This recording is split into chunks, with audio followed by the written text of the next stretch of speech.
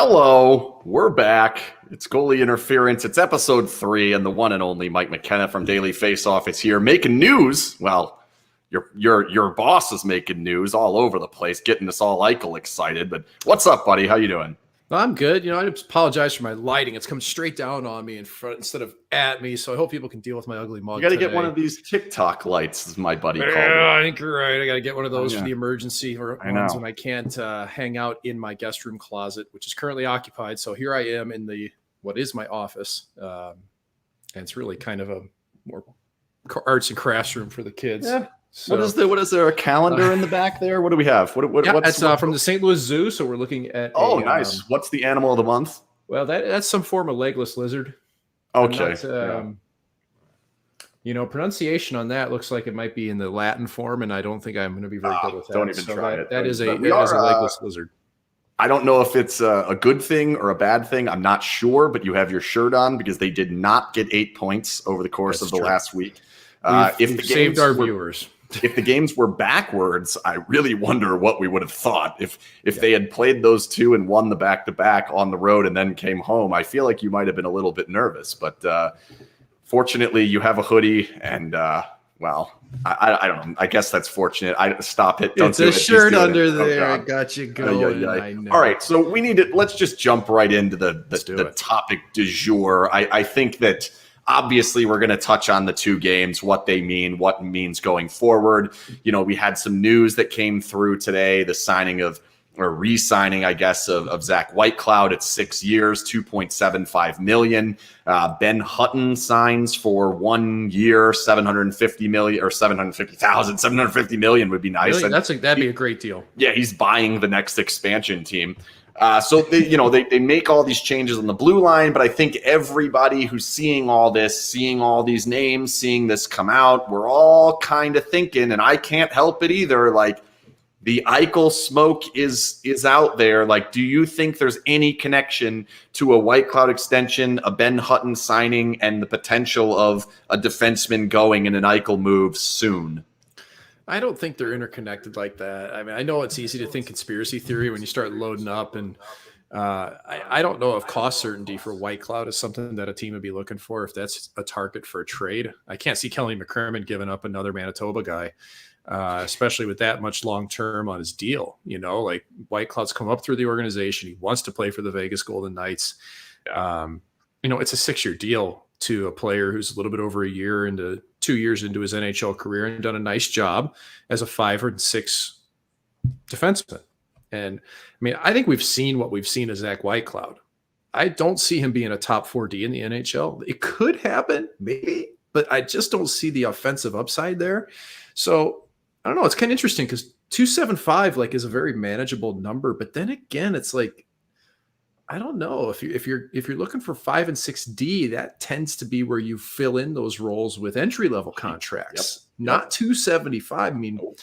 You bring in Ben Hutton, he's at 750, and you can fit 4 of those contracts into the new one for Jack Eichel. So I know there's value in Jack Eichel. I like him as a D. I like him as a 5-6. I just wonder though if there couldn't have been more value. Look at it this way: this is a 6-year deal. So if he went short term, he would have gotten more money. Most likely. Maybe. I don't know. This is the type of thing, like if you're looking for a 2-year deal, you're looking for 3.5 if you're doing that. So if he's going on a shorter deal, he's still on his RFA. And if he's still under an RFA, maybe he doesn't have to buy it off. I think you're buying off a few of the UFA years. Maybe you do take a little bit more. I don't think he had to be upwards of 3 or 4. It eats up a little bit here for sure. And I think it's great from his standpoint, man. He's a smart kid. He understands $60 million. That a boy, dude. It's life changing, 100%. You get some term and you get a team that likes you. And I think it's a great deal for White Cloud. I think it's a good deal, honestly, for the Golden Knights right now. I just wonder though if it could have. I wonder if we're going to look at this 2 or 3 years down the road and think that's a lot of cap hit for a 5 or 6. That's my only thought process. I'm kind of wondering the opposite almost, where I think when you look at the course of the deal, 16 and a half, 2.75, 6 years, I think down the road in year 5 and 6, 2.75 is not going to be what we feel it is now. It'll look like what we more would say is 1.5 or 1.7 or so now, because I think the cap will start to go back up. I think the bigger problem I have is like they continue to play. Producer Wigliffe is on the move here. Producer Wigliffe is running away from me here, so I don't know what's going on there. I think that what they keep doing is they're playing what they like to call the cost certainty game, which is basically buying off these deals to make sure they know where they're going to be for the next 5 or 6 years. And I'm wondering at what point do you actually start taking the risks to utilize these times early in this window? And maybe it's not even that early in the window anymore, to take good contracts now. Like, would he be willing to play on the RFA deal so that you're in a position that you can make something happen next year when you really need him for cheap? I don't think Zach Whitecloud at 2.75 is cheap next season. I think it might be in 4, maybe in 5 or 6. I see your point, and I don't think you're that far off on it because I don't know how much higher in the lineup he's going, but the cost certainty game is a long game. And at some point, they have to focus on the short game. And now Eichel, and if that were to happen, that's somewhere in between the long game and the short game. Yeah. It's like a mid game. Weird. Especially considering you're looking at a guy in Eichel that's not going to play hockey for 3 to 4 months. And you have to have tangible assets to receive him. And on a team like the Golden Knights that's absolutely banged up, that's risky. And for a team that wants to win this year, I mean, do they if they do Eichel? Do they actually if they want to win? If they want Eichel? Yes. This team wants to win. They want to win tomorrow. They want to win the next day. They want to win on Sunday. They want to win every single game and then win the Stanley Cup and then win it again with Jack Eichel the next year. They're not winning tomorrow if they trade for Jack Eichel. That. That's where, I'm not sure the depth of the organization, who they're going to give up at this point to get Eichel, that's going to be worthwhile. And I understand he's the shiny object. I understand that the centerman's needed. I have a hard time looking at this and thinking they're going to be able to give up assets to get him that's not going to come around 2-3 years from now, 4 years from now, and really hurt the depth of the team in a lot of ways. Who can you dangle out there to get an Eichel? I mean, we're talking big names. You're talking Theodore. I mean, you're talking Krebs. Tuck. Even somebody like it's amazing to think this, but like Riley Smith would be a throw-in, because he's not a young player with certainty. Like you'd want somebody who's going to go on into the future. Tuck, he's had so many health problems, though. I'd be surprised if a team really bid on him giving up Eichel. I'd be surprised with that. But yeah, you look at Krebs. Kind of ironic, but you're right. I'm trying to be pragmatic about this, man. Like you don't want to receive damaged goods, and who knows what Tuck's going to be like when he comes back. Like I think for somebody like Eichel, that's the term generational isn't right, but for somebody Eichel that's a top 5 centerman in the league, you're willing to assume a little bit of risk, knowing what he's been previously, and trusting doctors to do it. But man, like I'd be really leery about giving up. Was Pete DeBoer really want to not have Shea Theodore and Alex Pietrangelo on the back end? I mean, with Stone and Pacioretty hurt, and they went out and got Petro. They went out and got Petro while they had Theodore, because it was supposed to be this dynamic 1-2. And I actually think it's actually hurt Theodore. I think it's stunted him a little bit. It's taken away his thunder and his upward trajectory, because now you have 2 guys essentially splitting it. And I do like that Theodore's getting to play with Martinez again, though. That was a nice. Well, I mean, and the Ben Hutton signing, like all these roads to me just mean that Martinez is probably playing hurt again, and who knows when he's going to be able to go. That's kind of what I'm thinking. Is people are banged up, they need depth. Miramanov, for as exciting as he is for everybody, is a massive wild card. Like there's not a ton of experience there, and the MO of George McPhee, Kelly McCrimmon, is that they do want overripe players. They want them to develop. They want them to be ready when they step into a role. And it's also Ryan McGill who runs the defensive core. Ryan McGill is tough on young players. He's tough on young defensemen. And they got to bang through that, man. Like, I know, like for Nick Hague, like he had to go through it to earn his spot. And I played all the way back. Yeah. Shea Theodore didn't make the team out of camp. Yeah. I played for Ryan McGill in the American League, and he was a hard guy to play for. Yeah. Good coach though, right? Yeah, we were okay. But I actually did a lot of sitting on the bench. That's what I did. I was on a PTO when I was called up from the Wranglers. So ECHL to AHL. Actually, the team didn't even know how to pay me. Ironically enough, that Daryl Sutter asked me, "How do I pay you?" That's what they thought of me. So I had to tell him, "Well, it's actually in the CBA that you pay me prorated on a daily basis." Oh, I thought it was by the game. So that was early in my career in 2005. You learn a lot of things about management and where they are, but I do think that this is like how many times can you go for the shiny object? It really is what it comes down to. Yeah. I mean, are we really going to do this again? Like, and then if it doesn't work, what are you going to do? What's next?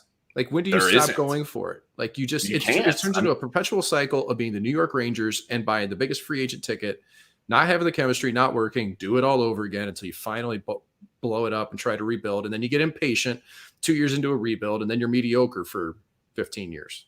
Well, and in this case, that was way overblown. It wasn't 15 years, but yeah, but they'd have 3 shiny objects in a row here that have all signed no move clauses. Like Stone has one, Pietrangelo has one, and this would come with one with Eichel. It goes into effect next season, which is interesting, but still, I think the part that like a lot of people are missing on the Eichel thing, because you have to understand that like the cost is coming down. Like the cost of Jack Eichel is not what a normal cost of a Jack Eichel would be. Like if you're trading for Connor McDavid, you are paying a ridiculously higher premium than what you're paying for Jack Eichel, even though the players aren't that far off. Maybe. But the point you're not trading for Connor McDavid in the first place. That's not happening. Right. But I guess my point is like he is at least at somewhat of a discount. They need to get rid of him. He's hurt. He's at somewhat of a discount. The problem for the Golden Knights is they don't have the space to pay him. Yes, they can do it in the interim with the long-term IR. But if you want to play I don't know why I keep saying Connor McDavid. If you want to play Jack Eichel now, or at least sometime in this season, and you want to play Mark Stone, and you want to play Max Pacioretty, and you want to play Alex Tuch, you're not just $10 million over the cap. Once Alex Tuch comes back, you're actually $14 million over the cap. So if they want to do this, no matter what the package looks like to get Jack Eichel, you're still having to send out at least $10 million and probably closer to 14. So whatever it is, you have to take money off your team. That's Riley Smith, Shea Theodore, Evgeny Dodonov. I mean, you can go down to the smaller numbers like Will Carrier, a McNabb. Nobody's safe, man. Right. Like, and unless you're Mark Stone or Alex Pietrangelo, nobody's safe. I don't understand how this deal can make sense to the Golden Knights. And the part that people keep asking me on Twitter, and it will not stop, and I get it, is like, what would it be an acceptable package for Jack Eichel? And I literally cannot come up with one, because no matter how you do it, it's like, let's give up a bunch of picks. Well, then I need to sell off cap space for nothing. Let's give up a bunch of cap space. Well, then I have nothing to play while Jack Eichel's here. Like, let's do a little bit of both. Well, then I have to make a deal out of a poor spot later when they all come off of long-term IR. Like, there's no formula to me that makes sense, which is why I don't fully understand how the Golden Knights are this far in on this deal. If there are teams that have done this, okay? I mean, you can look at Tampa, and they've got Point and Kucherov and Stamkos and Hedman and Vasilevsky. But they also have the ultimate pipeline that's come out of Syracuse from excellent drafting, from excellent free agent signings, and players that have filled in and done a great job. We don't have that coming out of Henderson right now. Nope. It's just not there. And like, this is the point where you'd be looking for your depth players to come up and make a difference. And like, do I like the way Jake Leschyshyn played for Henderson as a third line grinder? Yeah. But like, who do they have that's going to score at the NHL level? Jack Dugan can't. He's, from what I'd seen at that level, was too east-west, not a shoot-first mentality, looking for a pass, looking things off. Like, there's things that are intangibles to an NHL game that you need to have, and it's not filling in. And that's where they could do it. I mean, they're going to have to sell. Like, they're going to have to get rid of tangible pieces, and a lot of them, to make that much space work. Like, that whole second line, the misfit. If they get Jack Eichel, somebody's gone from the misfit line. How can they not? At least one, probably two. Somebody's gone. And like, man, you want to really rip the soul out of a team. There you go. Like, just get Imagine rid if of you knew just get Theodore them and all. Smith.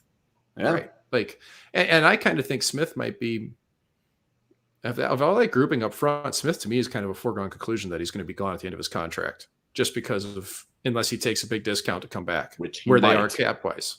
Which he might, yes. But he's also a smart guy, and he realizes you can only make much money doing this. Yep. And he's made some pretty nice cake, and he can call his shot, which is good.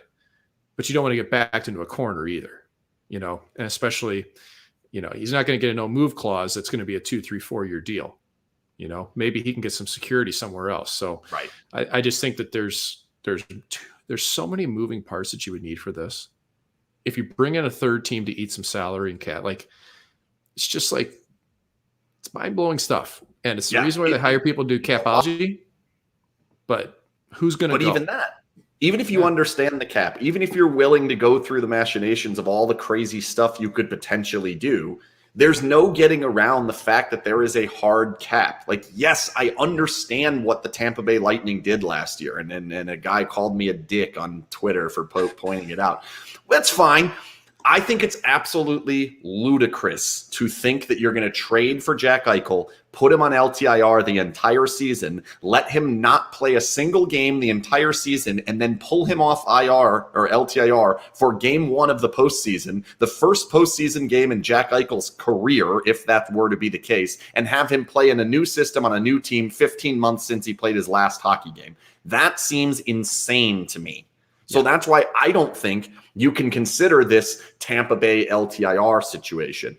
Again, I cannot come up with a way that it makes any sense at all where you're not giving up 3 usable players and some prospects, and you don't have all that much depth, and then you're going to find a way to make the playoffs. Like, to me, it's a complete punt on 21-22 if they acquire Jack Eichel. They are saying, we no longer care about this season. It's a scratch-off lottery ticket where you get the free ticket. If it happens, cool. If we win this year, amazing, but we're not planning on it. Next year, that's when we're going for it. And to me, that is a sign, if you're doing that with this roster, with these expectations, that maybe some people are thinking, I want to buy time here. If this goes south, it could be the end of me. Let's buy some time. This is the move to buy the time. I don't think a GM who's looking, or president of hockey operations, or anyone else in the scouting staff, or any of it, capologist, anybody, I don't even know who it is making the decision. I don't think anyone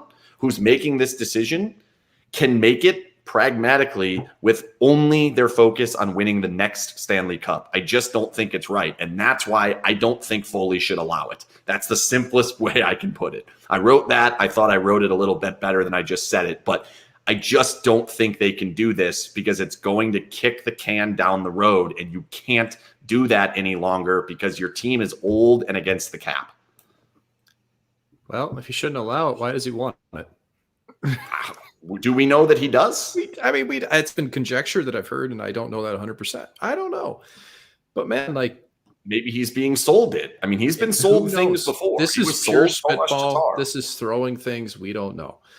But I can't imagine a world where, given the track record of going after the best available person, that's not what's going on. And you are right. You get to the point where you kind of have activist owners where they suddenly understand hockey, and now they know what they need to go after to win games. And it's a centerman and a better player for the power play. And that's what we need. And that's what we're going to get. We're going to get the best one we possibly can. And that happens. And that's people's right. But I think the same way you do with Ken with this. Like, it can be done. Anything can be done. Somebody asked me this summer when as soon as playoffs ended last year, somebody in hockey asked me, well, what do you think? Where's Eichel go? And I said, he's going to Vegas. What do you mean? How can they do that with the salary cap? And I go, when's the salary cap ever mattered? Like, they'll find a way. They'll make it happen somehow, some way. It does matter. It just means your favorite players have to get kicked to the curb. But it just means that Foley, or like Fleury has to go for absolutely nothing. Schmidt has to go for nothing. Right. Paula, whoever. Yeah. It just there's a lot of weight on this team that And the funny part is there's actually good contracts on this team. Like Carlson's contract's really good. Yeah. Marchessault's reasonable. Smith's reasonable. Theodore's is a home run deal. Which is why he's probably the one in the deal. Right. And so you're just getting worse. You're kind of looking at these deals and you're thinking like there are some value ones, but then there's these monstrosities. And I don't know, man. I think we can probably, I don't think they're punting. I will say that. I do not think that. I think that they're convinced and confident enough that there's no way you're going to sell Pete DeBoer that we're waiting for the next year or anybody else in that room. And they're going to try to run out the best they can. And they're going to try to win this year. And they would hope that Jack Eichel would come back if they were to get him. But man, look at it now. It's going to be November here. November, December, January, February. We're really looking at March potentially. And then you get if there's LTIR, if there's anything else involved, and that's leading up to trade deadline. It's a lot of moving parts. It's more chaos. It's more chemistry thrown off in the room because everybody's looking around going, am I next? What's going on? Because I guarantee the room is thinking, who's going if we're really doing this? They're all thinking that. 100%. And you get sick of that after a while. Like I know right now, the Golden Knights is still an absolute destination for players in the NHL, regardless of what anybody perceives. You walk in, you're treated first class, the facilities, the travel, everything there. But man, when your time's up, you're gone. And that's after a while. Like I've been on teams where you start selling people off before and you're just looking around going, this just isn't fun, man. My buddy's going to be gone next week. Like, why did I do this? Like I've been on teams like that and been in organizations that have those feelings. So in the end, just give me your guess. Like I'm going to say this. I think it happens. I think they're going to trade for Jack Eichel. I think Jack Eichel will be a Golden Knight by, I'm looking at the calendar in the back there with your legless lizard. I'm going within the next 2 weeks. I think he'll be a Golden Knight. I don't think I'm going to agree with how they do it. I think it's going to lead to problems. Not saying they don't win the Stanley Cup because I need to see what happens, but my guess is they're going to do it, and I'm probably not going to be happy about it. What's your guess? I thought Michael Andretti was going to buy an F1 team last week, and it's fallen through. So I'm 50-50 on it. All right. I'm so pessimistic because there's so many parts I think that have to move for it to go. And that's the biggest reason why. Do they want them? Absolutely. Can they make it happen? Yeah, I think they could. When push comes to shove and you look at all the logistics of everything, are they really willing to pull the trigger on it? I think that's what it's going down. If they want them, they're going to get them. They are. So why are they this invested in it? Why does their name keep coming up if they're not wanting to do it? I think they want to do it, and I think the price is going to be what they think is right. So you're 50-50. I don't know. I guess I'm a little higher than that. 65-35. Is that the right math? I don't know. I wouldn't throw that. I wouldn't discount that, man. I think we're somewhere between, 40 to 60 is probably a pretty good range on this, but I don't know. I'm not an odds maker, dude. it's unbelievable. The whole thing's unreal. All right, that's enough. Yeah. That's enough Jack Eichel talk. Let's get into some winning. But first, I'll tell you that Goalie Interference, every episode of Goalie Interference, is brought to you by the Jimerson Law Firm. Jimerson Law Firm is one of Las Vegas's preeminent law firms, specializing in high-stakes business, civil, and family litigation. When winning matters, like Golden Knights won back-to-back games these last couple of days, big 4 points. Winning definitely matters. And if winning matters to you in litigation, please call up the Jimerson Law Firm. Hire the Jimerson Law Firm. They are fantastic supporters of SinBin.vegas. We definitely appreciate them. And watch this. I'm going to hit this button, and then we're going to bring in the one, the only, Bob. What's up, Bob? Hi, Ken. Hi, Mike. That stinger took so long. I was getting ready to say Bob, and then it took forever, and I got all nervous. All right, Bob, you're up. What do you have to ask, Mike? Let's do it. Cool. First, thanks so much for having me on. So, Mike, my question is, and I'm thinking back to particularly last year. Alex Pietrangelo comes in. Everybody's expecting to see, the all-star defenseman, and you hear a lot of people disappointed, that it takes him most of the season to kind of find his groove and start performing, the way that everyone had hoped in playoffs. And this year he looks fantastic. Mm-hmm. So I know you played for a number of teams, Mike. I wondered how big of an adjustment is it to come to a new team and to, get in sync with your teammates, to know their tendencies, to get familiar with the routines, and basically find your groove? Is it typical that might take months to kind of find that, or what's your experience? What have you seen? Yeah, it definitely is. It's different, and I think you have to look at it from a case-by-case perspective. Think about Alex Pietrangelo, who was the captain of the St. Louis Blues. He'd spent his entire career there. They're gonna build a statue of that guy outside of the arena eventually someday, despite the fact that he left town. And when you do that, when you're in that much of a leadership role, everything kind of flows through you and around you. And when you come into a locker room like Vegas, it was always said, hey, he's got a ton of leadership. He brings perspective, Stanley Cup winner, and all that is true and all that is valuable. But you're kind of used to being the focal point and the guy. And then you walk into Vegas and you have to find your way. You have to find where you fit within that leadership group and dynamic, because you don't bring in a guy on a no movement contract at the money value he's at and expect him to just be a wallflower. Like, he's got responsibilities, but you have to learn how to delineate that and work with your teammates. And obviously, like with Mark Stone being the captain, it helps guide that.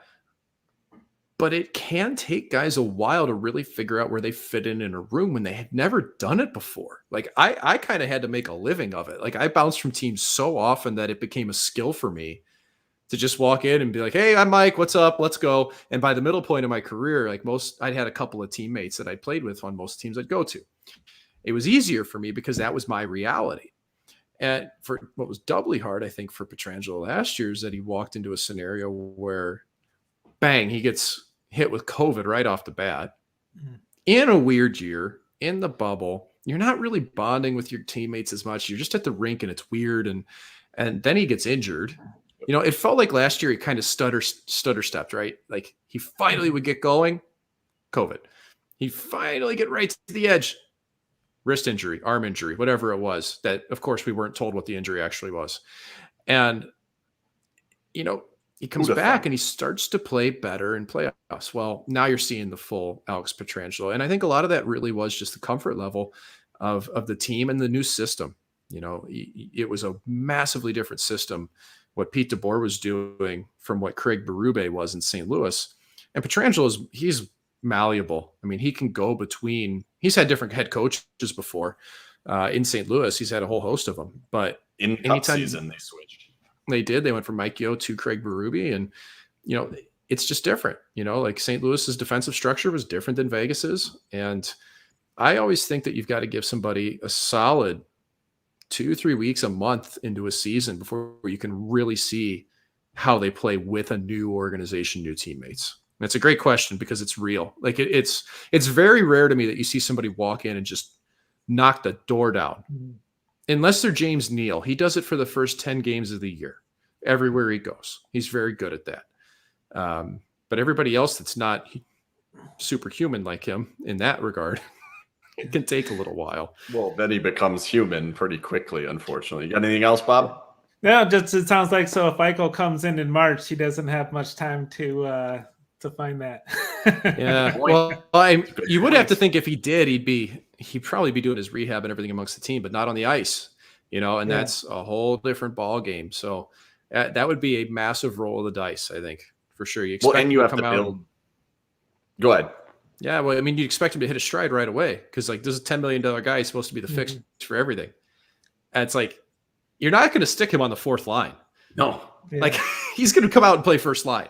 And you're supposed to build around him. He's supposed to drive offense. Right. He's supposed to be the centerpiece of your offense, the centerpiece of your power play. To just think that's going to happen in 15 games, or as some people are suggesting, 0, it's crazy to me. Yeah, he's not Kucherov. Kucherov last year with Tampa Bay had previous knowledge of his teammates. Yeah. Yes, he knows he knows the system inside and out.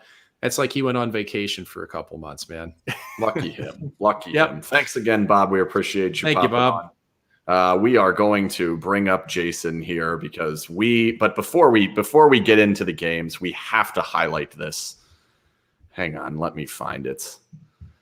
Is that Mike McKenna or is that Jesus? All the light from above. I can't tell. It's great, isn't it? They're definitely, yeah. It's hard to tell. I mean, if your beard was a little longer, I would feel better about it being. Yeah, there it is. Soak it in. I am not Messiah. I am not the Jesus. God, every time I can't help but think of the Big Lebowski every time I hear that. Yeah, my lighting's really good in my closet, but my office it leaves something to be desired.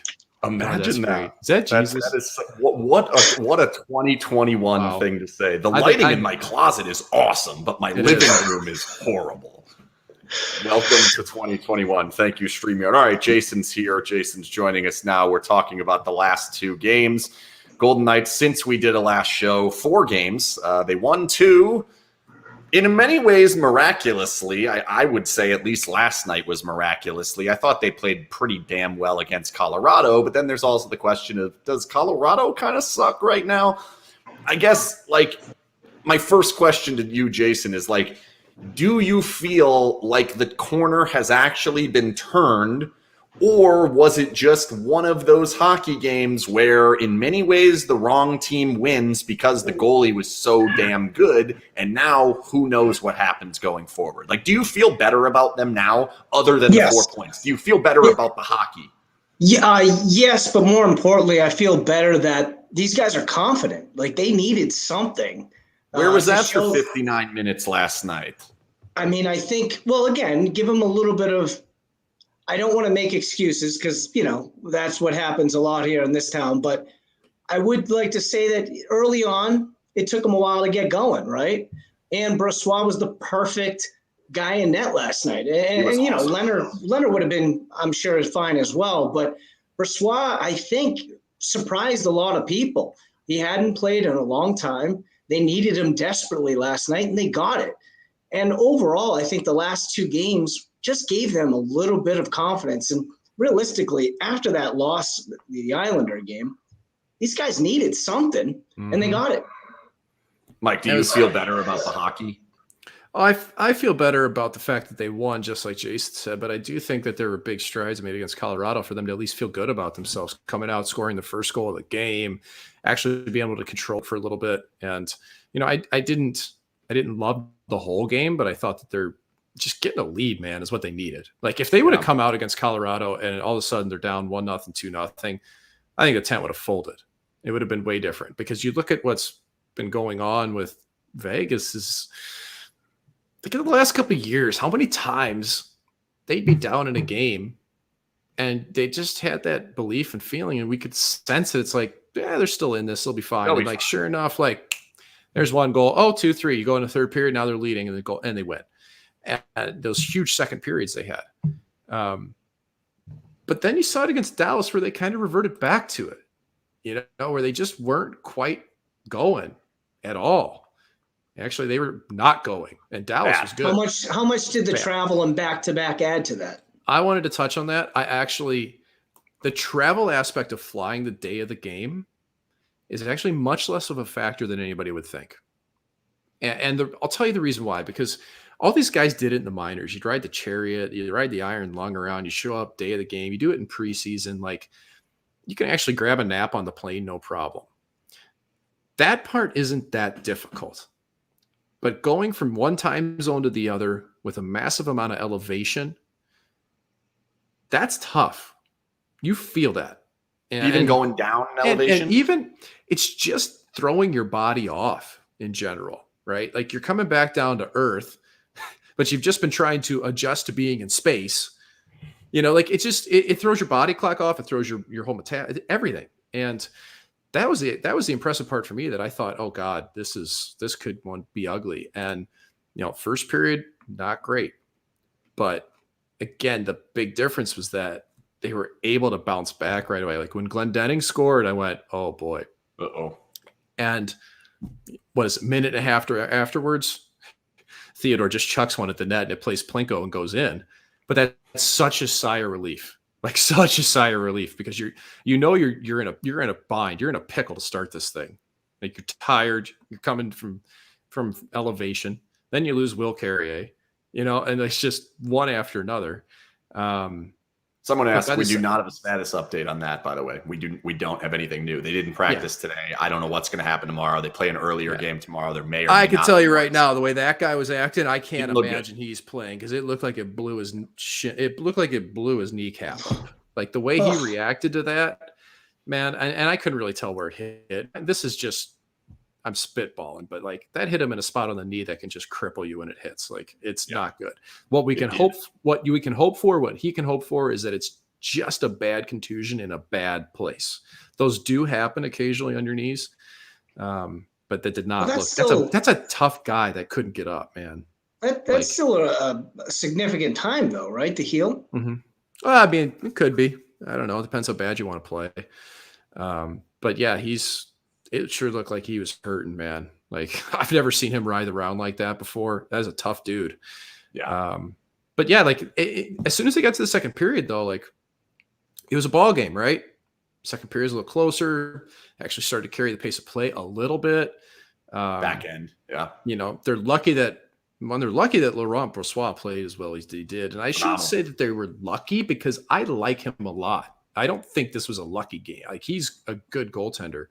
That pad save he made going back to his left, through the slot with a rotation involved, kick it out. I mean, you talk about dynamic as a goalie. I can't remember who he made the save on. I'd have to look through my notes to find. But is that like goalie sick. porn for guys like you? Oh, I'm out of my chair. Like the neighborhood hears me. Oh, neighborhood hears me. Sick save. That's unbelievable. I'm screaming and yelling. And they're also lucky Rope Hintz hit the crossbar 7 times. You know, so and Robertson in overtime too. Yeah. Yeah, you know, so they had some things definitely go their direction, but I think you look at the big picture. Look at Marchessault's response when he scored. Just nuts. Yeah. Yeah, but it was like, come on. Like you could just see that team really feed off of that, right? Like it looked like a vintage Golden Knights game where, hey, they've got life now and they can pull this out. And then, you know, Dadonov God, guys, that last name, the 18 different pronunciations. It's brutal. But I know. For him to score is big because that's a guy that's got to score. And he's really like that was kind of a typical goal for him. Like he's really solid, like with the puck on his blade in the zone. He can score on the rush, he can score in tight, just kind of waiting out Anton Hudobin and get him to drop a little bit early and pick in a corner. So he's also good at stealing goals. Gosh. I'm sorry. If I'm Keegan Kolesar and I'm the locker room, I'm looking around and go, what was that? Well, he passed it to Kolesar to give up the goal. And then he just had an absolute brain cramp and decided, like, I need to make sure I touch this or make sure it goes in. I don't know what he was. I thought maybe Kolesar to get the assist. Why can't Kolesar have an assist? I mean, maybe he thought he was going to need to, like, sweep the ice like a shuffle, you know, like playing. That makes sense. Like curling, yeah, he's got to shuffle as it goes down, you know. But that was one of the oddest plays I've ever seen. But no, I think this trip, like I didn't have any hope for this. Like walking into Colorado just beating Tampa Bay. Colorado's missing people, man. They miss Donskoy, they miss Saad. Like they don't have that second wave that they did the last couple of years. I feel like, and especially on the power play, like. Their big dogs are the big dogs, but they're not going to get it all done for him. And Donskoy, to me, was a huge part of that team, and I think they're really missing him. Defenseman was out too. Byram, right? Byram was out. Gerard. Sorry, Yeah. Gerard's out, and I mean Ryan Graves went to Jersey this summer. Like Colorado is a little bit different, but they've been a surprise. To me, they just look like Vegas was still in their head. And like, I agree. I don't understand that. It's been a significant time off. And also you would think you have Vegas coming in reeling. This is your opportunity to just stomp on them. And again, they looked frazzled like they did in the second round series. Give Vegas credit defensively. They jumped on him. Yeah, they jumped on him. They put him under that gun pretty quickly, and like they deserved that 2-0 lead. Put it this way, that was the first time all year I went, wow, this looks like the Golden Knights. Yeah, right. Like really, like man, they're dynamic, they're on the rush. But then you looked at the Dallas game, it's like how many times did they have players caught up ice and the puck was coming the other direction with one defenseman back? You know, they fell right back into this season's habits of over forechecking, jumping at the wrong times, people getting caught down ice, and man, like the amount of chances that are coming back on rushes, that if they don't lead to a great chance, they lead to possession for the other team. Yeah. And eventually it's a chance. You don't have to worry about it anymore, though. They have Ben Hutton now. That's, hey, don't you knock on my former teammate. I think we had I two like games Ben dropped Hutton. together. I like Ben Hutton. I'm just saying high danger chances are a thing of the past. Yeah. They have Ben Hutton now. Well, I think they're going to like Ben Hutton because he's a responsible NHL player. He's Nick Holden. You know, I can't stand saying it because I don't like bagging on guys, but like Dylan Coughlin's been a mess in his own zone. Like it just missed assignments, you know, head on a swivel. I'm trying to think of the goal where he visibly went as they came in and scored. And I'm trying to think of which game that was. I want to say it was Edmonton. Lost track of him. It was the Edmonton. Yeah. Yeah. And he just went, oh no. And you kind of start to wonder, like, he's had a lot of time in the lineup now. Is he going to turn that page? Like, is he really going to figure it out? They could play D at this up because his offensive instincts are nice. I mean, he's hit crossbars. Dylan Coughlin's probably had some of the better looks in the power play. Really. Yeah.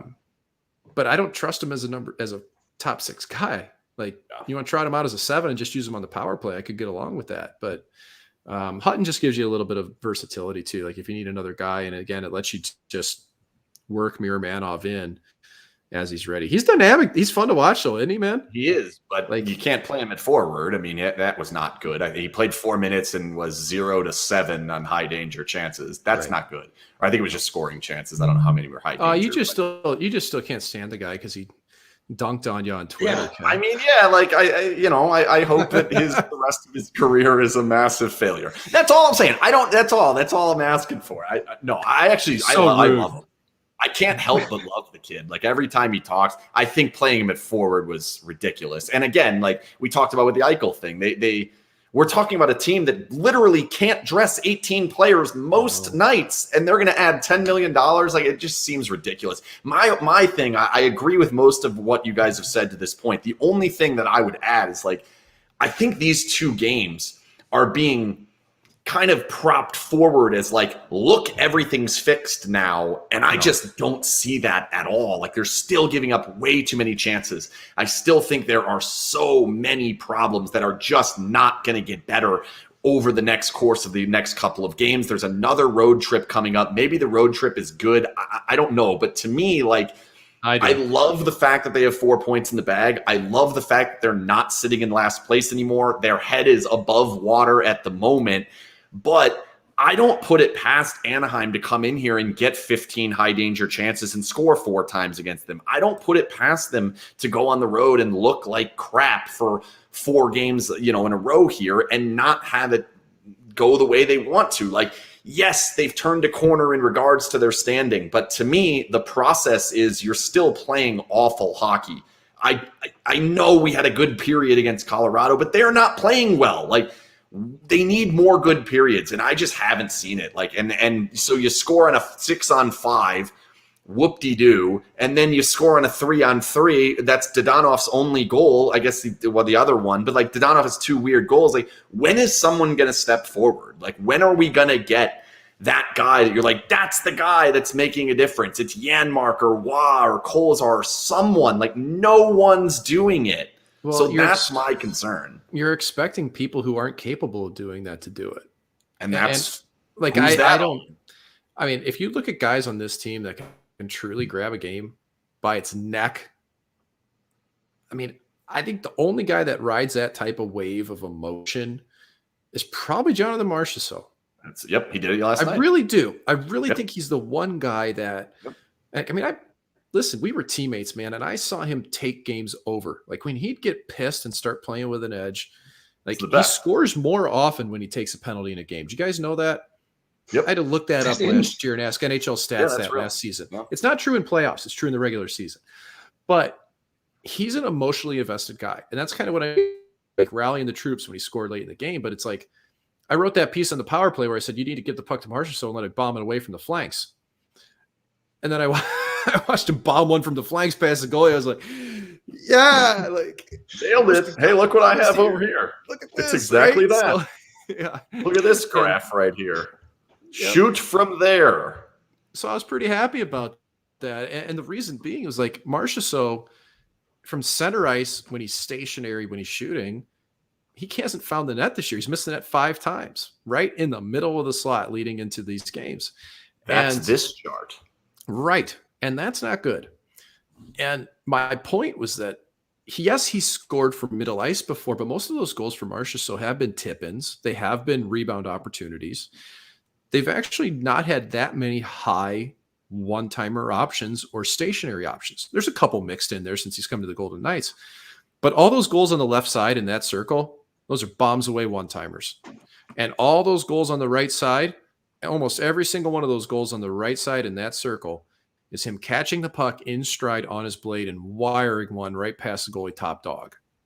So he's either got to be in motion at the net or he's got to be tickling the scoreboard with the 1T. It's not a catch and release from the middle that he's best at. And man, I kept beating this drum thinking like, give this guy the puck on the power play and just let him hammer it. Like if nothing else is working, at least get a shot through that's hard or it's going to hurt a defenseman. If the defenseman want to stand in front of it, by all means, blow them off their ankles. That's the most barbarian way of looking at things.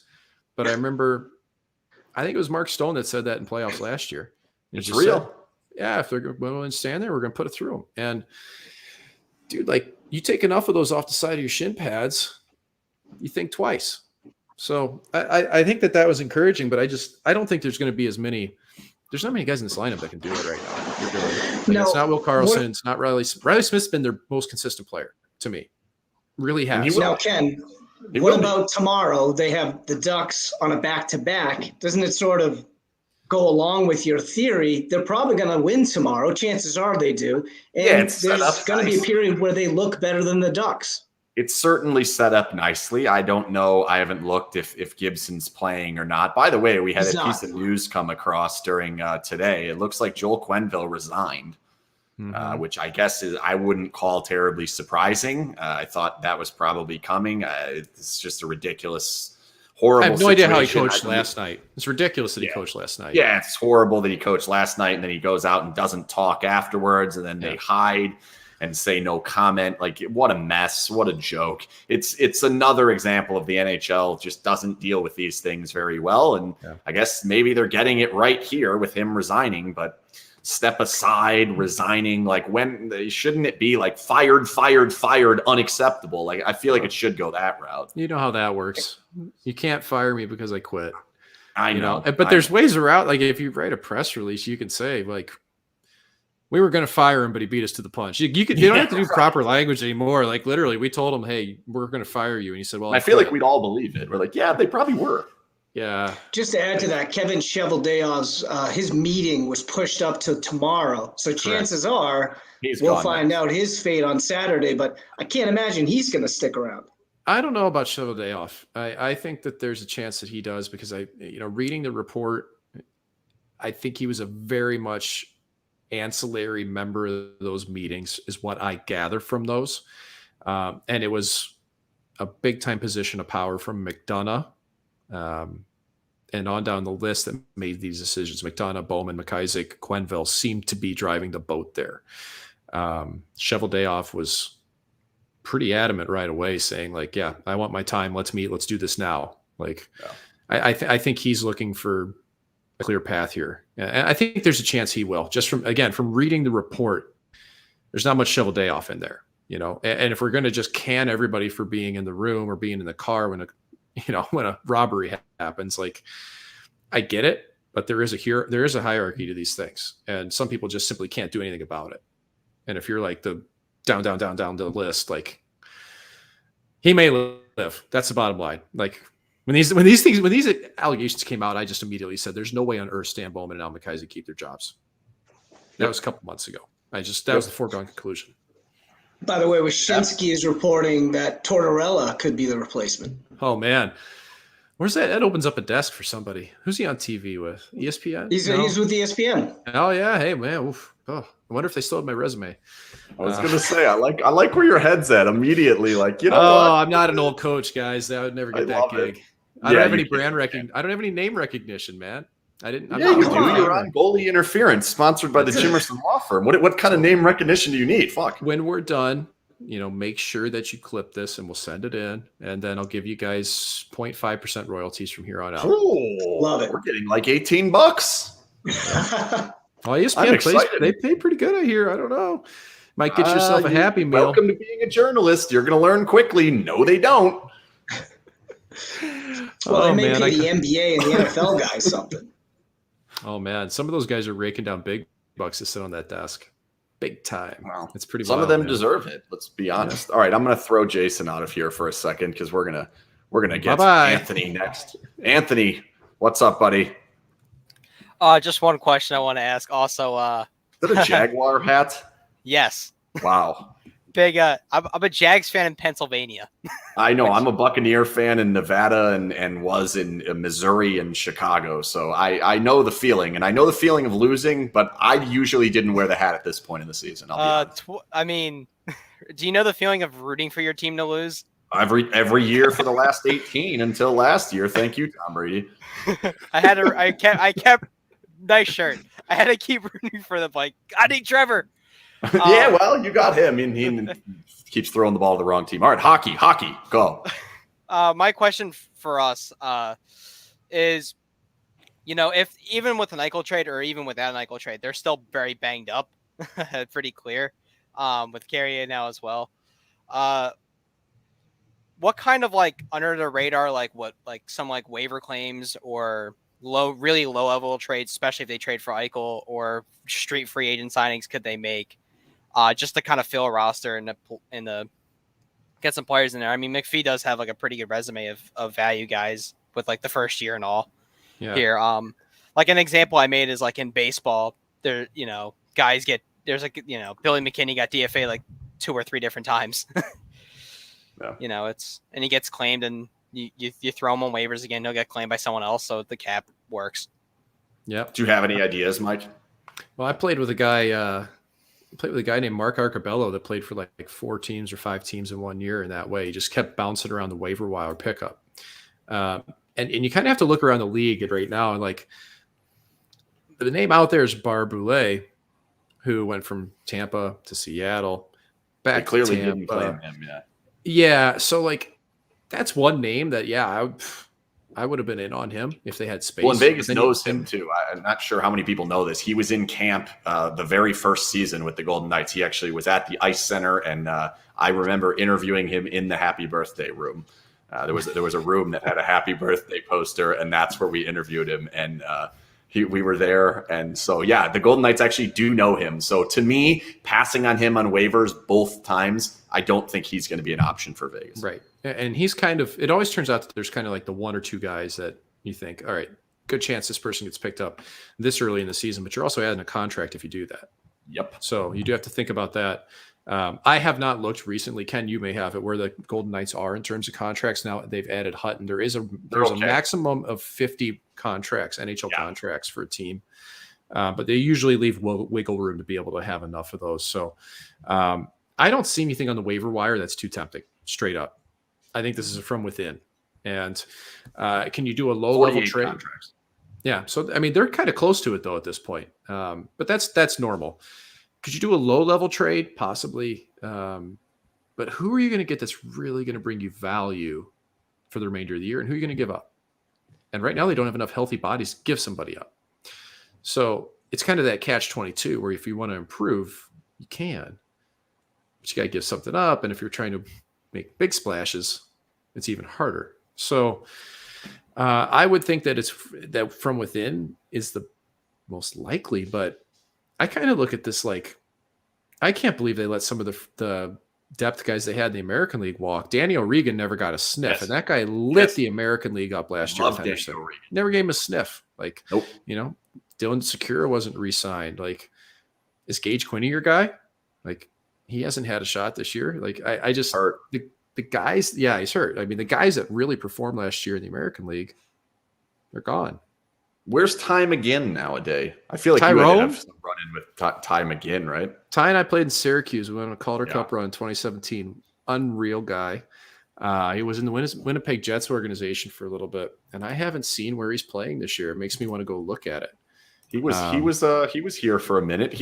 And I'll never forget time again, because the first time I ever covered a Calder Cup semifinal game, I went down to San Diego to watch 3 games, and I walked away saying, I am 100% confident that Time Again is better than Cody Glass. Well, he plays in net front. That's what I saw. My eyes. Plays in net front a lot harder. Yeah, like, you know what? That's what I saw. I'm like, wow, I came here thinking I'm going to be excited with Cody Glass. And I think Cody Glass had like 4 points in the 3 games that I was at. Time Again was electric. Now he's gone. Good. Plays in net front well. He's over in Germany now. That's where he's at. Oh. So to answer your question, Max Spaß. I don't see anybody on waivers, and I'm not sure who's coming anymore from with it. And trade, I think they're so concerned right now trying to make a big, like going after a big dog, that I don't see lower level ones. So I wish I had a better answer for you. I really do. Like, I will say this though, like I will say this though, that later in the season, there are always a couple of waiver claims that you look and think that makes sense. Just right now at this moment, especially early in the season, like a week, 2-3 weeks in, things have settled for a bit. And then when things start to get hectic and players start coming back from injuries, you know, you're looking a little bit like your initial injuries are usually like 3-4 weeks. Well, by Thanksgiving, Christmas time, they start filtering in, which bumps people down, which puts people on waivers. So keep that in mind, that window in the next 2-3 weeks may actually start opening up for waiver wire claims. Got anything else? Well, as a Phillies fan, I know what it's like to not have enough guys getting caught up through the system. So I don't know. If okay, did Mike get that? How'd you end up being a Vegas Golden Knights fan? Were you a Flyers fan? I kind of wanted to start getting into hockey, and then I was like reading a Sports Illustrated article on like the Golden Knights, and it was like, all right, I'll be a fan of them. I'm a fan of a bunch of different teams. I love hearing the origin stories of why people choose a team, and I feel like the cool aspect of the Golden Knights really is that so many people picked up hockey with the team. And I think that's awesome, man. I love that story. I was only asking for them to go Vegas play. Mattered in that. Like, I think a lot of people relate to Vegas and like, you know what? If I can pick up a sport and the worst play, like then I get to go to Vegas. Like you have to go to Jacksonville. I have to go to Tampa. I've never been to a game. Because you don't really want to. Where like eventually, have you been here? No, I never. All right, well, book your flight and I'll give you tickets. Well, I'm serious. I'm in college, so it'd be a little well. I don't know. Go wash some dishes or something. I don't know. Take a week off. What do people do in college? Gamer headset, Matt. You get the full gamer headset. Maybe you can make a couple bucks on. Yeah, there you go. Buy some chicken derby chickens and make some money on that with me. I hope you guys have a great night. Yep. Thanks, bud. You too, man. Thank you. Studying. Nice I'm shirt. assuming got some sort of final. Thank you going on. Let's see if Jimmy's here. Jimmy's camera. There he is. Okay. Jimmy was just like a fake profile thing. I talked to. It is Jimmy, right? No, it's Matt. Jimmy's down Jimmy's the Seinfeld thing. Oh, Jimmy's down. I got it. It's the Jimmy episode from Seinfeld. Well, you're Matt. Oh my God. Well, now you're Jimmy. Georgia likes spicy chicken. There you go. All right, you're back. We talked before. Luckily, we actually had a shirt-off conversation. I don't know how this keeps happening. Nonetheless, Matt is here. And what do we have, Matt? Go ahead. So this is more for Mike because I already know how Ken feels about this issue. How do you feel about a team needing an enforcer to help keep the flies off the honey? Flies off the honey. Here's the thing. I don't think in today's world you need a purebred fighter or enforcer. I don't. And I think that, even last year, Ryan Reeves' level of ability to help the team in other ways was limited. I do think that that's the reason why Keegan Kolesar has been promoted, because frankly, he's a better hockey player and he can fight. And man, that's tough to say. Like, I love Ryan Reeves, but that's the reality of it is that Kolesar has a better scoring touch and he can play more. But which is not a high bar because Kolesar has no scoring touch. Sorry, he does not. But Kolesar could. It's still better by a lot. What I do think the Golden Knights are missing a little bit is they're missing a little bit of jam this year. Like they don't have that same type of compete level to me. Like there were times when I talk to my friends that play in the league still, they'd be like, man, Vegas is just so heavy and they come at you in waves. And they would just, and that's a different toughness, right? Than somebody beating your face in. Like, even though you know it could come like from Revo, like it could still come from Keegan Colasar. And apparently now Nick Waugh, by the way, standing up, defending the dignity of Keegan Colasar, which was Nick Waugh instigator penalty was not one that I had on the bingo card. If you could place a bet, if you would have bet, like that would have been $1 million bet. First instigator on the team, Nick Waugh. Nick Waugh. I mean, it's almost as bad as Nick Hague got thrown out of his first NHL game. First NHL game he ever played, Nick Waugh got thrown out. Yeah. So, or Nick Hague. Nick Hague. I think the role of a true enforcer is dead. I do. But I do think that there's plenty of a place in this game for, like, I can't stand when two guys just square up and fight. It's a circus. It's a sideshow to me. Right. Like if it's just drop the puck. Oh, hey, let's fight. Like, did you ever like it? When I was younger and a kid and I didn't really realize what was going in, sure, I thought it was cool. And Big then I played juniors. I know I have friends that played for the Trashers. I could tell you there's stories about the Trashers beyond what was shared on that documentary. But as a kid, I thought it was cool. And then you start to get friends that, have had their head beat in and can hardly think straight. And, friends and people in hockey that kill themselves because of all the concussions. And you realize there's a lot more to this. Okay.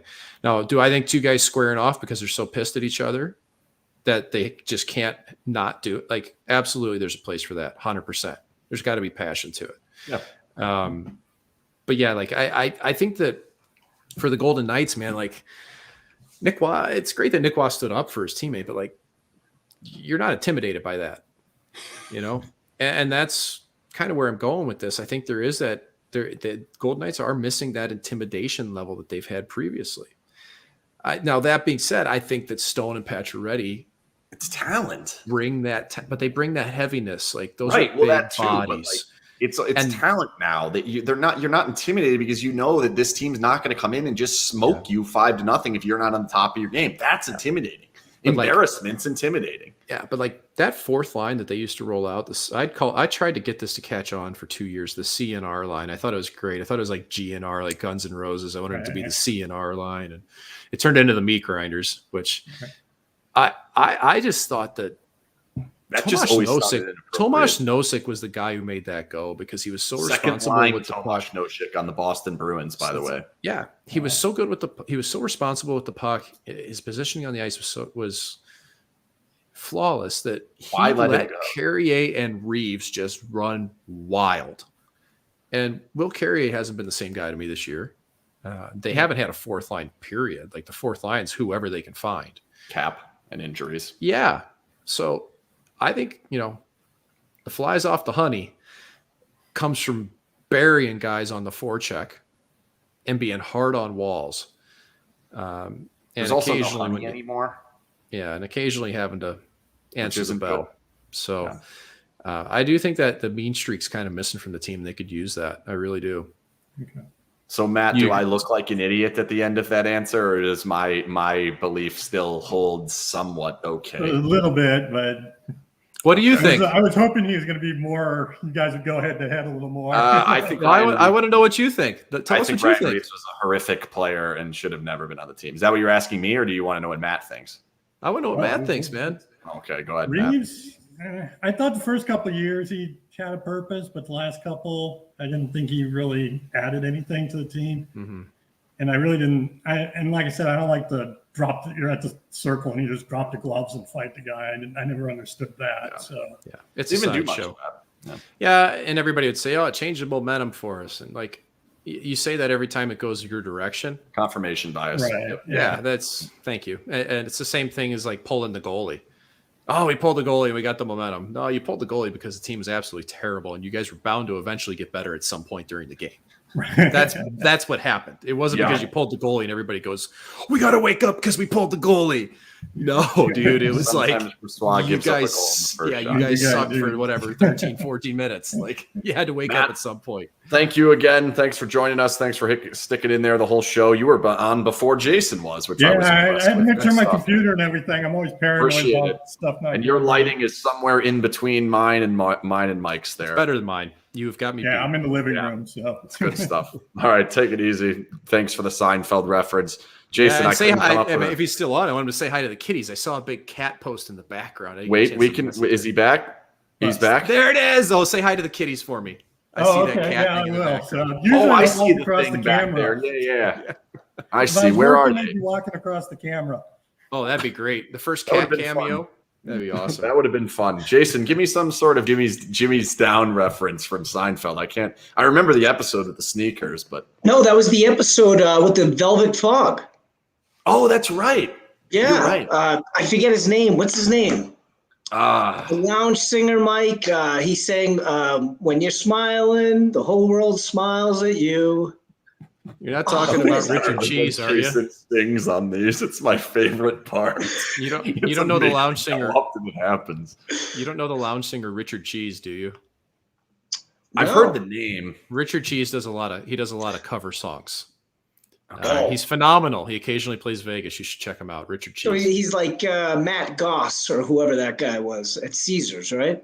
I believe so. Matt Goss. was Mel like- Torme. Mel Torme. That's who the Velvet Fog Mel is. Torme. Yes, Mel Torme. You're right. Hey, Have Mike. you ever heard So of Harvey Sid Fisher?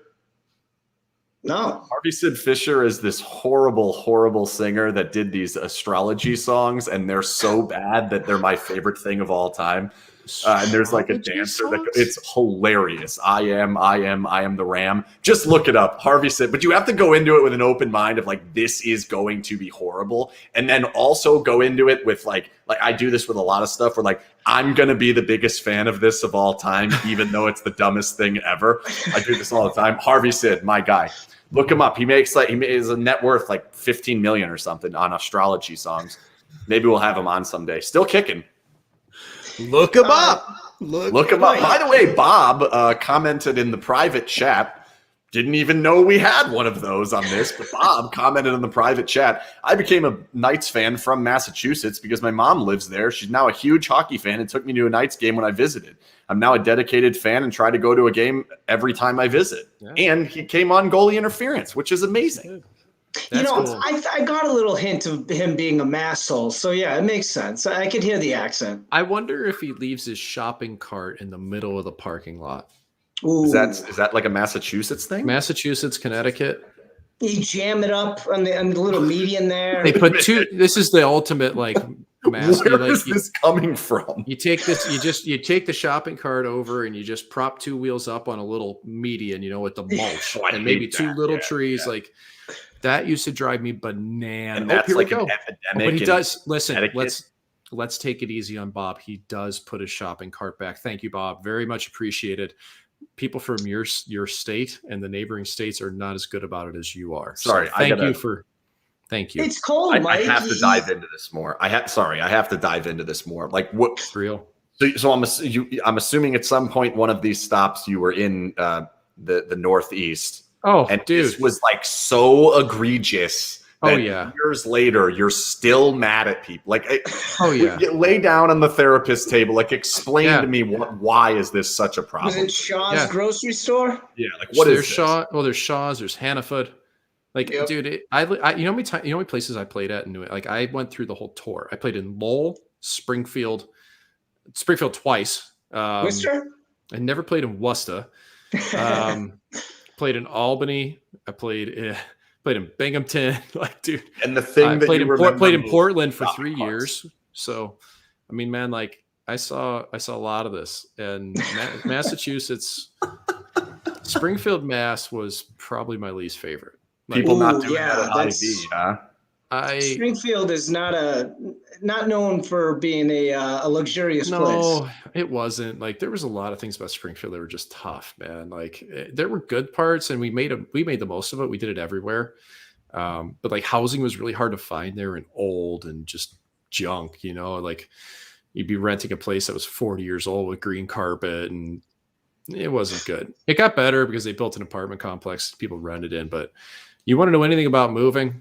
Good question coming in. What here. is this? How did Mike get involved with the Ghost video? What is this? Yeah, so there's a band called Ghost out there, and they have a song called Dance Macabre, and Ghost was on Metal Blade Records for a while, and Metal Blade Records owner, founder, CEO is a guy named Brian Slagle who lives in Vegas. Massive hockey fan. I did a piece for AT&T Nightlife where we featured his jerseys. He has 3,000 jerseys. He more or less has a house dedicated to jerseys. Wait, 3,000 Golden Knight jerseys? Hockey jerseys. So that would be mildly excessive. It's 14 Chippy jerseys. I'd be sick. So Slags is a massive hockey fan, and we got to be friends via social media at least a decade ago at this point. And he's one of my close buddies now. When I was in Vegas, we spent so much time together. It was amazing. But so Ghost was on his label on Metal Blade Records for a while, and then they were putting together this video of all these little Instagram clips.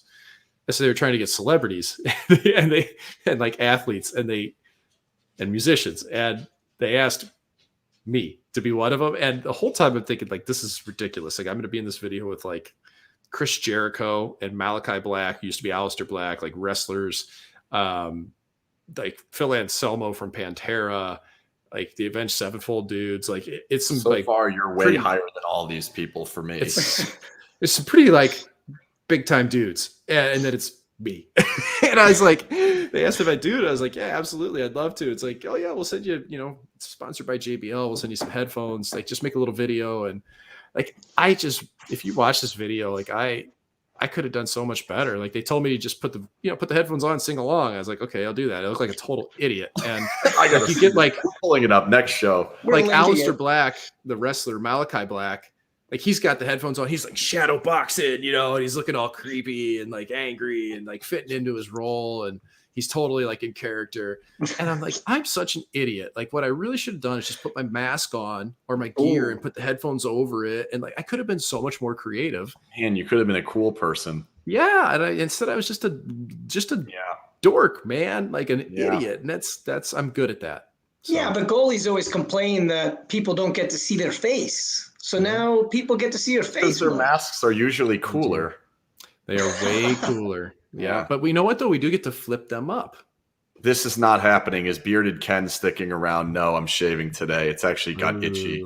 I did it one time I became SinBin.vegas. You're just trying to keep up with the Joneses here, man. Look, this is going to bother Mike. As a former Publix bag boy that had to corral carts, I actually don't mind when people prop up the wheels like that. Made getting some shopping carts easier on the way back. Well, I mean, if you're going to be an asshole and not put it in a corral, you might as well put it somewhere where it's not going to roll downhill. Because tell you what, you go to the Costco in Enfield, Connecticut, which is right across the border from Springfield, and you get the wind ripping around about 30 miles an hour, and you see these carts just going brrr, hovering, and then it's a little downhill, and then it's icy, and you're just going, man, I got to park uphill because these carts. I'm going to give my mom blasting. I'm going to give my mom a project for next week. I'm going to make sure she takes pictures every time she goes to the grocery store this week. I'll have her take some pictures, and then we can share them if there's a ton of carts all over the place. All I got to do is go into my Google Photos. I guarantee you in my backup drive, I probably have 10 of these somewhere. Please. How is this such a hot button issue for you? You have Google Photos saved of these carts. There's no greater way to show that you're an absolute trash human than leaving your cart in the middle of a parking lot. Man, when you can walk 10 feet and put that thing in a cart corral. That is the ultimate laziness. You're shoveling your trash to somebody else, somebody our friend that just wrote in that he had to corral these from all over creation. I can't stand it. I know I've got other pet peeves, but that one's pretty high. And I typed in. Admit, this is all news to me. I mean, none of my friends or family, I don't notice anything. Mm-hmm. I've never heard such a thing. This is wild to me. By the way, has anyone seen the Ben Hutton lip syncing video? Do I need to pull it up? I have not seen it. Oh, okay, I'll pull it up. Hang on. Is he singing Call Me Maybe? Is that the song? Oh, I don't remember what the song was, but hang on. I'll find it. Give me a moment. That was We our have to- that was Can I our ask victory Mike song in something? Binghamton. Call Me Maybe was our victory song in Binghamton. So Robin Leonard used to toss that baby on after games, sing it Oh, top of the lungs. It was We need great. video Robin of that. Leonard was singing "Call Me Maybe." Yeah, when we were teammates in happened? Binghamton, man. Oh yeah, absolutely. But Robin and I were both metalheads at the time. We bonded over that, but I always found it funny whenever he'd sing. Yeah, isn't All right, Swedish let's see. metal Hang on, here we a got very it. big genre? We got Yeah, it. especially in over there it is, Sweden and Finland. Oh, I've seen this before. He is very good. Oh Yeah. God. Oh God! I thought this was a G-rated show. Oh boy, I can't do it. I can't take more of this. I'd rather see Mike's shirt off than Ben I can't. Hutton's. No, we already Nine. discussed this. They didn't get 8 points. We're not doing that. He's not even in the closet, which would be a much normaler place to take his shirt off. It would. It's Doing it in the on. living room is just awkward next to a camera of a calendar of a legless lizard. Like that would just be weird right now. It's a native species. I just wanted to point that out. You can find them on rocky. You can find them on rocky, south-facing glades in the southern portion of Missouri. It was Bowery Girl. Oh yeah, I went to the Springs Preserve and learned way too much about Gila monsters from our friend Emmy. And if you have never been to the Springs Preserve, please do it. By the way, I have breaking news. Breaking news in the SinBin front. No Jack Eichel news, but breaking news. We finally locked down Sin Bingo, and Sin Bingo is returning.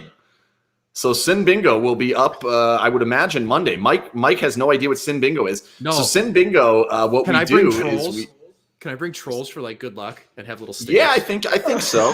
Yeah, you could your Dob, the Dob, right? Is that what it's called? Oh, Daubers? let me. I'm getting worked Yeah. up here. Let's go. All right, now. All I'm right. So excited. Sin Bingo. Okay. So what we do is people can request a card, or actually this time we're going to have a store that you're going to be able to go to and get a bonus card and win some awesome prizes. And what we do is we have a bunch of different things. So like Nick Waugh gets an instigator penalty would be on there, or like Chandler Stevenson scores 7 goals, or Riley Smith scores a power play goal, or hell, this year maybe we'll just have the Golden Knights get any power play goal. As look at that, as I said that, Cody suggested that exact thing.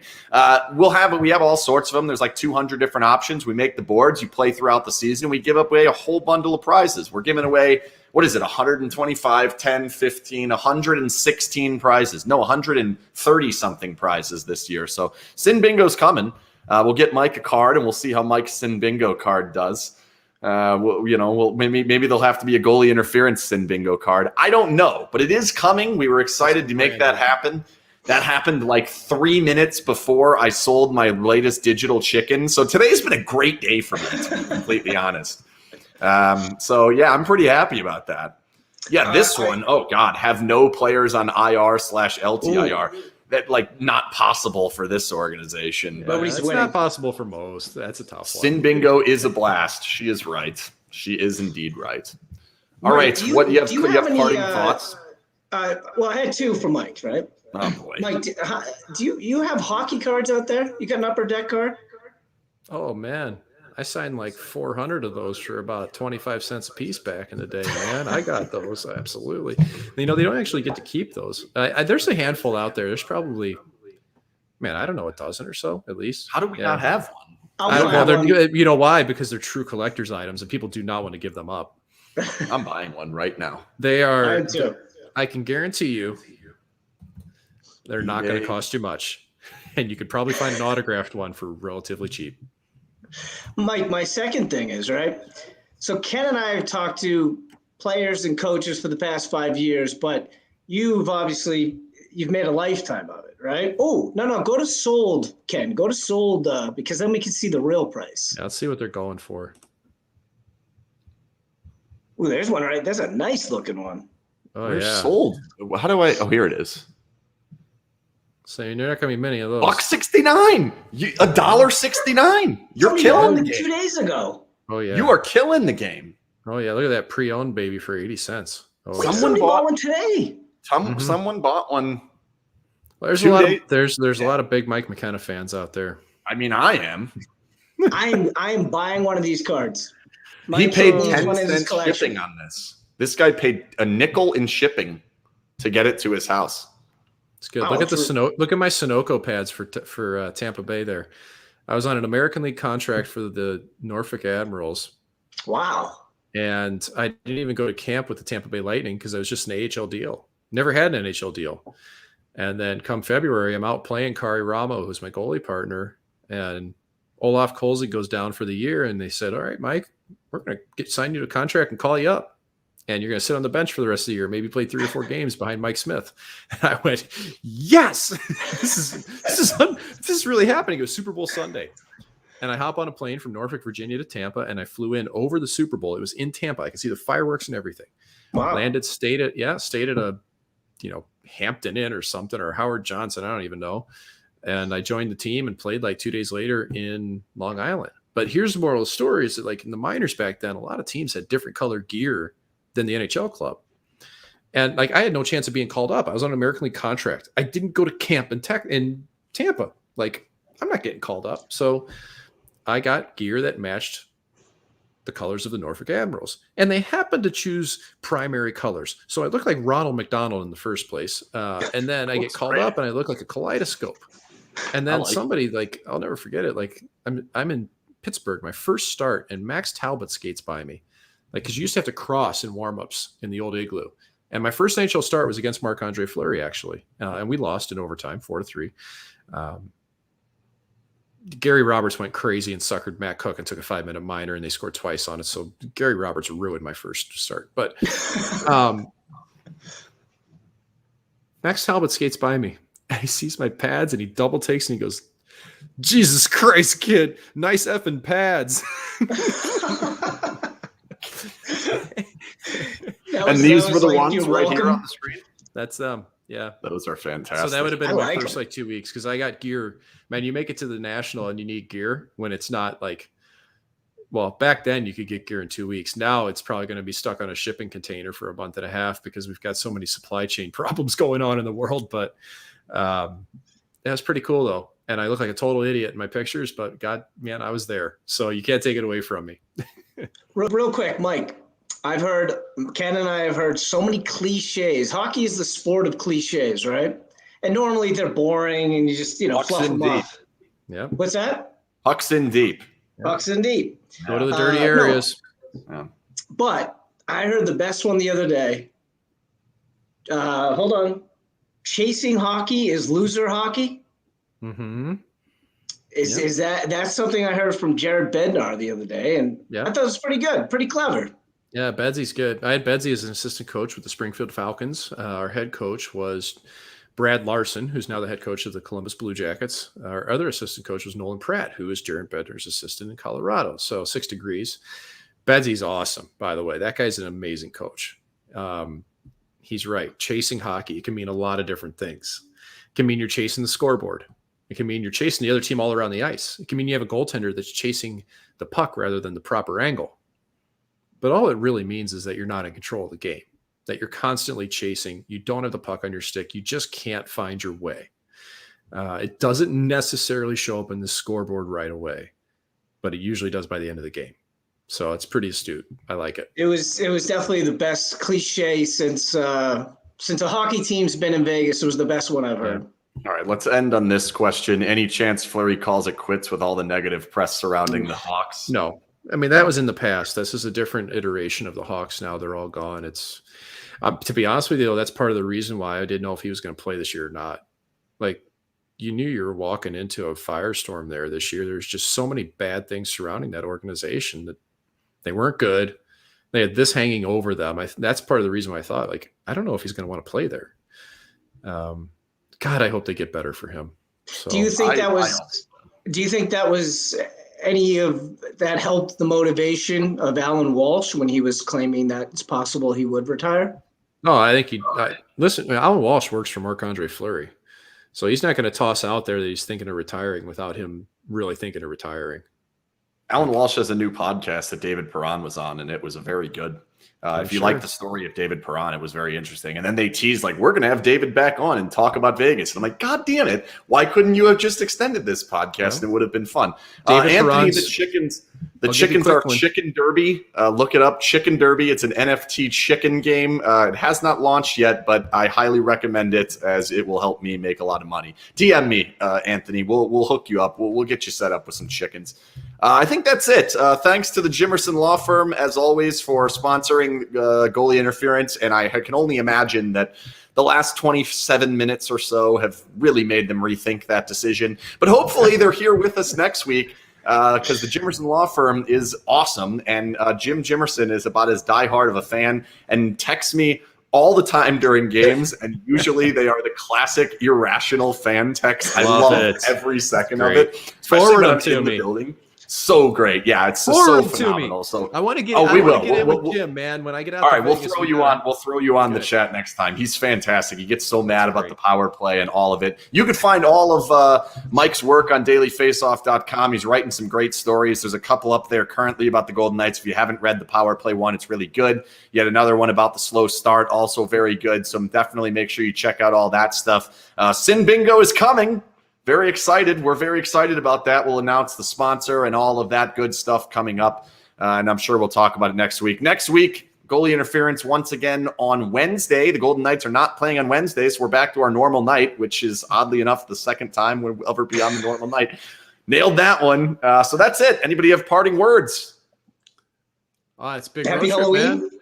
Yeah, happy Halloween. And you got Happy Anaheim, and Halloween. you got Toronto, Ottawa, Montreal, Detroit. These are teams that the Golden Knights can make up some ground with. So they should be excited. I can't wait to see what happens, and especially against Toronto, a team that's really reeling right now.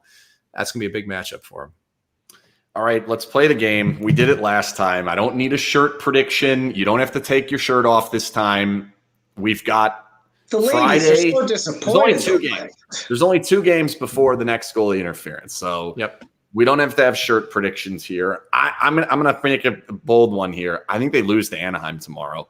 And then I think they're going to also lose to Toronto. So I just have a bad feeling about how the last 2 games go. So I'm going 0 points in 4. My goodness. I'm going to go 3. I think that I think they eke out a point from one of these 2 games. I'm not sure which. But I think they're going to go 3. I think Toronto's reeling right now. I think they get a point against Anaheim and then get a win against Toronto. And then Jason? I think they get run over by Ottawa. Ooh. That's my gut feeling. I don't know. Spitball. Well, they play hard, right? They do. I'm going to go win tomorrow against Anaheim. And then it's going to be tough up in Toronto. Toronto's going to find a way to score 4 or 5. And unfortunately, Vegas won't be able to do that. So 1-1 split before our next show. All right, fine. McKenna's go-to Halloween costume before we get out of here. Man. The Macho Man, Randy Savage. Oh, yeah. Do that Oh, yeah. one more time. Well, you got the cream rise to the top, Mean Gene Okerlund. Dude, I'm all about it. I'm all in on the Macho Man. Macho Madness, Randy Savage. That's it. Send us out, Macho Man. Goodbye.